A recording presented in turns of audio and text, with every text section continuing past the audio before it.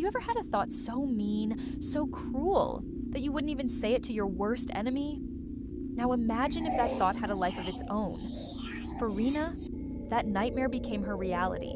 It started subtly, a flicker in the corner of her eye. Her shadow, usually a loyal, silent follower, was moving. It stretched when she stood still. It hunched over when she tried to stand tall.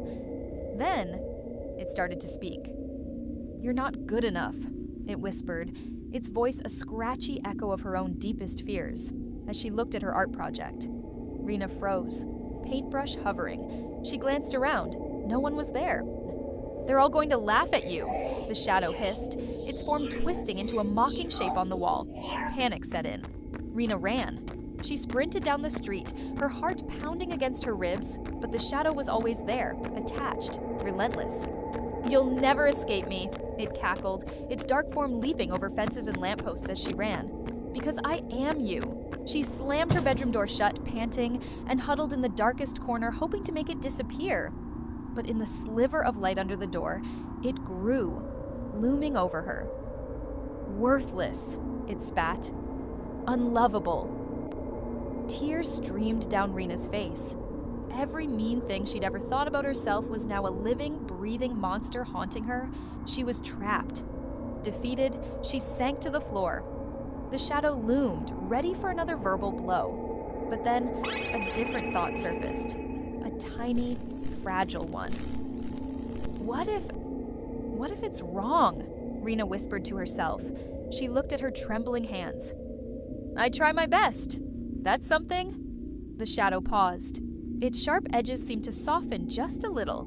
Rena took a shaky breath, feeling a flicker of courage. "I am not worthless," she said, a bit louder this time, looking directly at the dark figure. "I am creative. I am a kind friend." The shadow visibly shrank, its menacing form receding back towards her feet. "And even when I make mistakes," Rena continued, her voice growing stronger, more confident, "I am still worthy of love. I am enough, just as I am." She stood up, and as she did, her shadow settled. It was just a shadow again, silent, still, perfectly mirroring her own form.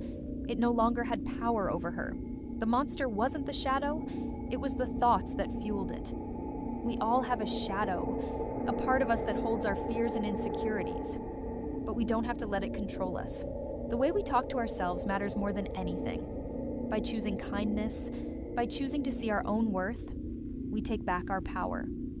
We can't outrun our shadows, but we can teach them to be quiet by filling our minds with light. Thank you so much for watching.